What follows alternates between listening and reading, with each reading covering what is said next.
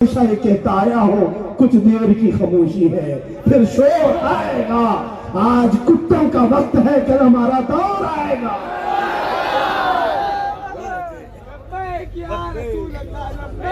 बात बोलने से कभी पीछे न आए। सरकार गौसे आजम अब्दुल कादिर जिलानी रज़ियल्लाहु ताला अन्हु मिंबर पर खड़े होकर तकरीर कर रहे हैं, बयान कर रहे हैं, मजमा बहुत बड़ा है। अचानक छत के ऊपर से एक काला सांप गिर गया, और वो भी कहां, आपके कंधे पर गिरा, फिर आपके अंदर दाखिल हुआ, आस्तीन में आया। सांप है और वो भी खतरनाक किस्म का काला सांप। बयान जारी रहा, बयान चलता रहा। लोग थोड़े से इधर उधर हो गए, कुछ मुंतशिर हो गए, कुछ जमे हुए बैठे रहे, लेकिन आपकी खिताबत में जरा बराबर भी न लग़ज़िश आई, न कभी फिसलन देखा। बराबर फसाहत और बलागत के साथ बयान जारी रहा। वो सांप घूम फिर करके वापस चला गया। जब बयान खत्म हुआ तो लोगों ने पूछा ये क्या बात थी? ये सांप आया और आप बयान जारी रखते रहे, और उसके बाद भी आपने कलाम को मुकम्मल किया। गौसे पाक रज़ियल्लाहु ताला अन्हु फरमाते हैं, मैं उस कादिर का बंदा अब्दुल कादिर हूं, मुझे उसकी कुदरत पर यकीन है। अगर मौला ने मेरी मौत लिखी है तो ये काला कीड़ा नहीं, चूंटी से भी मौत हो सकती है। और अगर उसने मौत नहीं रखी, इस तरह के 100 सांप भी मेरे गले में लटक जाए, मुझे कोई मौत नहीं दे सकता।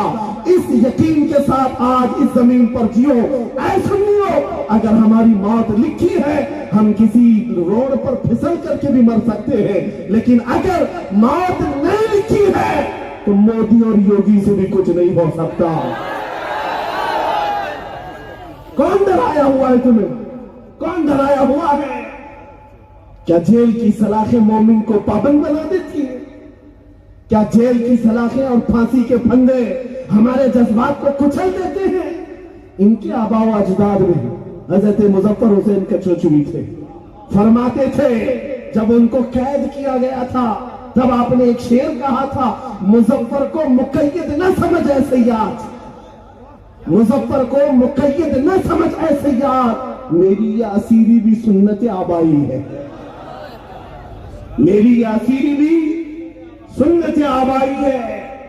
तुम्हारे जज्बात न जेल की सलाखों से खत्म होते हैं, न ही फांसी के फंदों पर खत्म हो जाते हैं।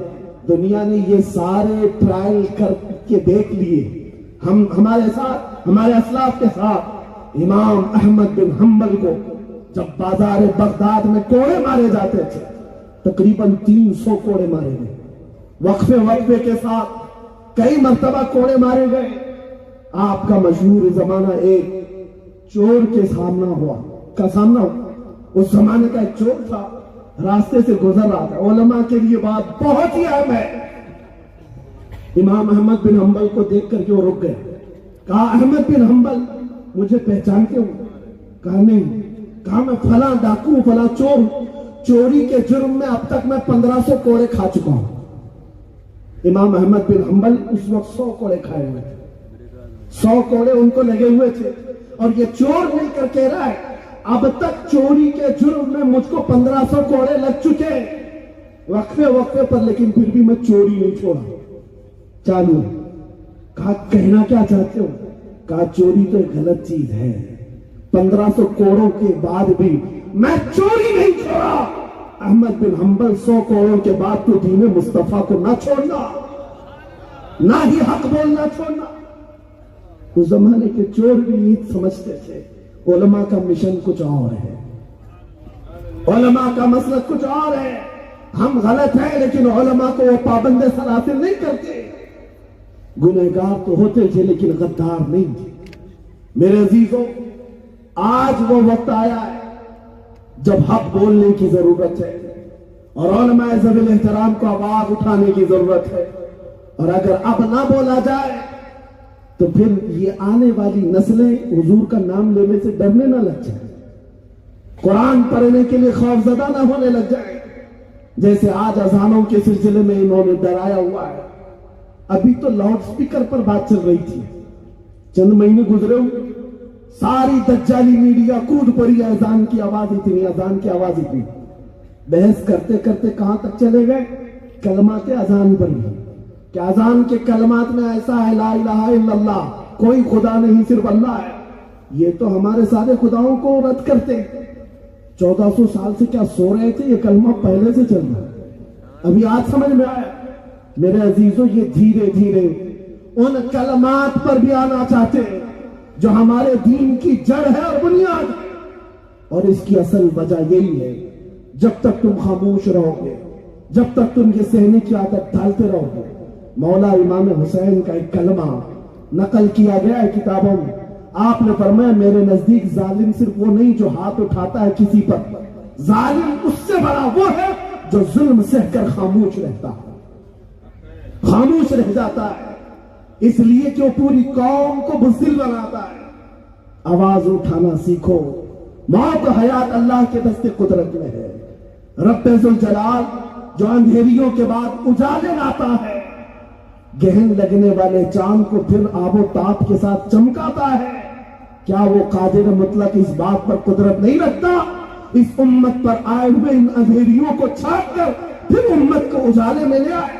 یقیناً وہ قادر مطلق اس بات پر قدرت رکھتا ہے۔ چند دن دیکھنا، اس کے بعد میں تو ہمیشہ یہ کہتا آیا ہوں، کچھ دیر کی خاموشی ہے پھر شور آئے گا۔ آج کتوں کا وقت ہے، کل ہمارا دور آئے گا۔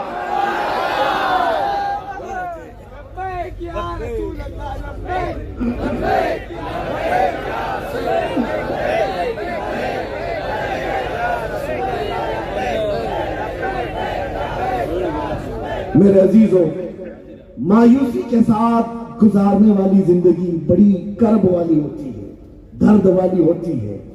نا امیدی کے ساتھ جو دن گزرتے ہیں بہت ہی تکلیف دہ ہوتے ہیں، لیکن امیدوں کے ساتھ اور یقین کے ساتھ جینے والی زندگی ہر دن ایک جوانی پیدا کرتی ہے، ہر دن ایک آب اور تاب کے ساتھ جوش پیدا کرتی ہے۔ اسی لیے نا امیدی کی زندگی نہ گزارو، ورنہ پھر تمہارے ہاں حالات ایسی ہو جائیں گے۔